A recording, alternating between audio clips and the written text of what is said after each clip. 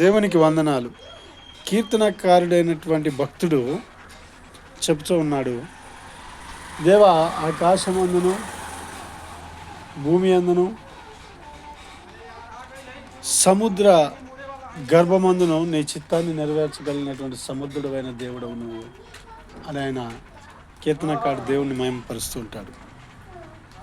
ఈ విషయాన్ని మనము యోనా గ్రంథం 1వ అధ్యాయం 2వ అధ్యాయాన్ని మనం ధ్యానించి చూసినట్లయితే, ఇక్కడ యోనా అనేటువంటి ఒక భక్తుడు ఉన్నాడు. దేవుడు ఆయనని నీనివే పట్టణానికి పోయి సువార్త చెప్పయ్యా అని చెప్పినాడు. అయితే యోనా మాత్రము దేవుడు చెప్పిన పట్టణానికి బదులుగా తర్షీష్కు ప్రయాణమై ఓడ ఎక్కి ప్రయాణం చేస్తూ ఉన్నాడు.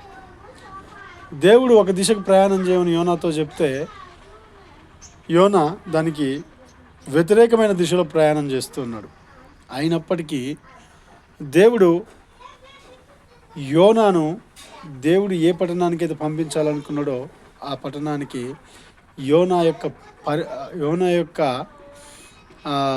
ప్రమేయం లేకుండానే యోనాను నీనివే పట్టణానికి తీసుకొని వెళ్ళినట్టుగా మనం చూస్తూ ఉన్నాం. ఈ సందర్భాన్ని బట్టి మనం నేర్చుకోవాల్సింది ఏంటంటే, దేవుడు ఎవరు ఆయనకి సపోర్ట్ చేసినా చేయకపోయినా ఆయన తన చిత్తాన్ని నెరవేర్చగలిగినటువంటి దేవుడు.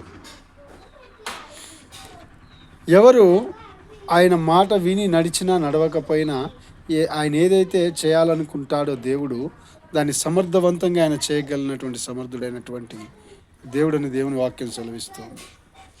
అందుకే కీర్తనకారుడు అంటాడు, దేవ ఆకాశమందును భూమి అందును సముద్రములోను నేను చిత్తాన్ని నెరవేర్చువాడా నీకు స్తోత్రం చెల్లిస్తానని చెప్తాడు.